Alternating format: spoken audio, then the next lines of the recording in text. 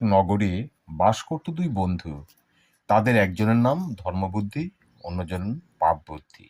স্বভাবে মিল না থাকলেও দুজনের মধ্যে ভাব খুব। একদিন পাপবুদ্ধি ভাবল, লেখাপড়া তো কিছু শিখলাম না, টাকা কড়িও নেই। ধর্মবুদ্ধিটা অনেক পড়েছে, তাকে নিয়ে বিদেশে গেলে অনেক টাকা কড়ি রোজগার করা যাবে। পরে ওকেই আমার ঠকিয়ে দিব্যি আরামে থাকতে পারবো।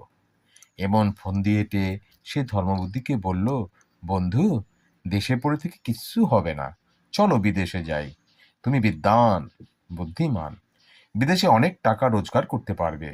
আমি মুখ্য সূক্ষ্ম মানুষ, তোমার সঙ্গে থেকে কাজকর্ম করে দেব, তাতে আমারও কিছু হবে। বন্ধুর কথা শুনে ধর্মবুদ্ধি বলল, ঠিক কথাই বলেছ। দেশ বিদেশ না ঘুরলে জ্ঞান বুদ্ধি পোক্ত হয় না, বিত্ত সম্পদ তো লাভ হয় না। তারপর শুভ দিন দেখে গুরুজনদের কাছ থেকে বিদায় নিয়ে একদিন দুই বন্ধুতে বিদেশ যাত্রা করল।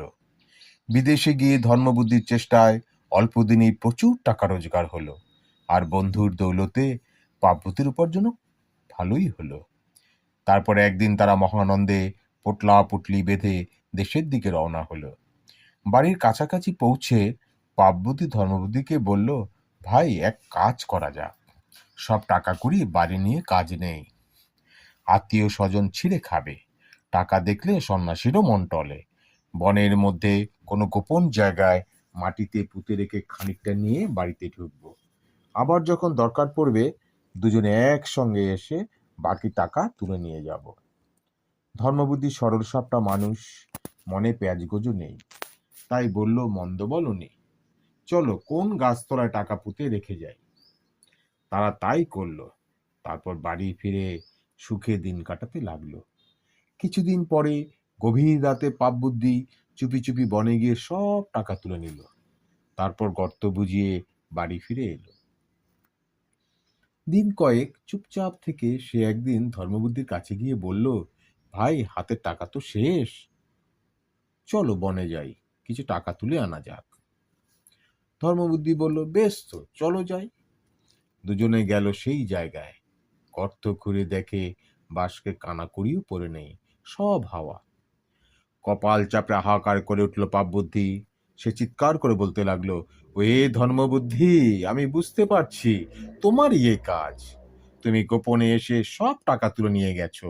আমাকে শিগগির অর্ধেক টাকা ফিরিয়ে দাও, নইলে এক্ষুনি আমি রাজার কাছে গিয়ে নালিশ করব। বন্ধুর কথা শুনে ধর্মবুদ্ধি আকাশ থেকে পড়ল, রেগেও গেল খুব। বলল, খবরদার, একদম বাজে কথা বলবি না, বদমাস।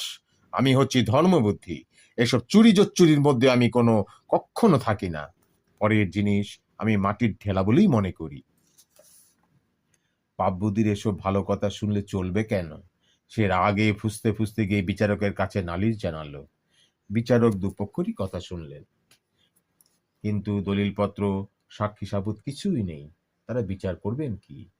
পাপবুদ্ধি বলল, কে টাকা চুরি করেছে বনের দেবতারাই সাক্ষী দেবেন। বন দেবতারা কখনো মিথ্যে কথা বলেন না। বিচারক শেষ পর্যন্ত সে কথাই মেনে নিলেন। তখন স্থির হলো, পরদিন সকালে সকলে মিলে বনে যাওয়া যাবে, সেখানে বৃক্ষ দেবতার সাক্ষী নেওয়া হবে। ধর্মবুদ্ধি ছিল মহাপ্রাণ। পাপবুদ্ধির কাজকর্ম দেখে তার বুঝতে কিছু বাকি থাকলো না। পাপবুদ্ধি মতলব করেই তাকে ঠকাবার ব্যবস্থা করেছে, সেও মনে মনে প্রস্তুত হয়েই রইল। এদিকে পাপবুদ্ধি করল কি, বাড়ি ফিরে এসে তার বৃদ্ধ বাপকে বলল, বাবা, ধর্মবুদ্ধির টাকা তো হাতিয়েছি, এখন তুমি যদি কথা কও তাহলে বিচারকদের ফাঁকি দিতে পারি, আর সব টাকাটাও আমার হয়ে যায়, নইলে টাকাও যাবে, আমার প্রাণও যাবে। বুড়ো বলল, তা আমাকে কি করতে হবে বলো, এক্ষুনি করছি। পাপবুদ্ধি বলল, বনের মধ্যে সবচেয়ে বড় যে শমী গাছ, তার তলাতেই টাকাটা পুঁতে রাখা ছিল। সেই গাছে বড়সড় একটা কোটর আছে। তুমি রাত থাকতে গিয়ে উঠে সেই কোটরে ঢুকে বসে থাকবে। তারপর কি কি করতে হবে পাপবুদ্ধি তার বাবাকে সব বুঝিয়ে দিল। পরদিন সকালেই বিচারকদের সঙ্গে ধর্মবুদ্ধি ও পাপবুদ্ধি সেই শমী গাছের কাছে গিয়ে হাজির হলো। তারপর বিচারকদের কথা মতো পাপবুদ্ধি গাছতলায় দাঁড়িয়ে তারস্বরে বলতে লাগলো, হে বনদেবতা, তুমি আমাদের মধ্যে কে চোর, কে মাঝরা দেশে সব টাকা খুঁড়ে তুলে নিয়ে গেছে? শমী গাছের কোটরে পাপ বুদ্ধির বুড়ো বাপ বসেছিল। সেখান থেকে সে চিৎকার করে বলল, সকলে শোনো, এ টাকা চুরি করেছে ধর্মবুদ্ধি।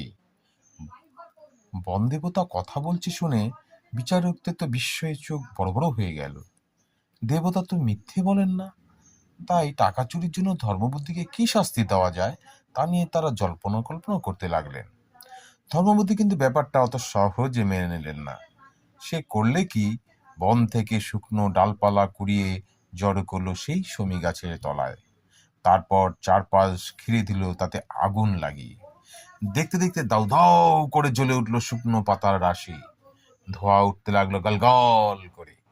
ওদিকে ধোঁয়ায় আর আগুনের তাপে গাছের কোটরে বসে থাকা পাপবুদ্ধির বাবার তো সঙ্গীন অবস্থা। আগুনের তাতে ঝলসে অস্থির হয়ে কাস্তে কাস্তে সে ঝুপ করে লাফিয়ে পড়ল নিচে। যন্ত্রণায় বেচারা চোখ ঠেলে বেরিয়ে এসেছে। বিচারকরা তখন তাকে সরিয়ে এনে চেপে ধরলেন সত্য কথা বলার জন্য। বুড়ো তখন ধুকতে ধুকতে পাপ বুদ্ধি কীর্তিকলাপ সব বলে দিয়ে মরে গেল। বিচারকরা তখন ধর্মবুদ্ধির অনেক প্রশংসা করলেন, আর পাপ বুদ্ধিকে তার অন্যায় কাজের জন্য সেই শমী গাছে দিল ফাঁসিতে।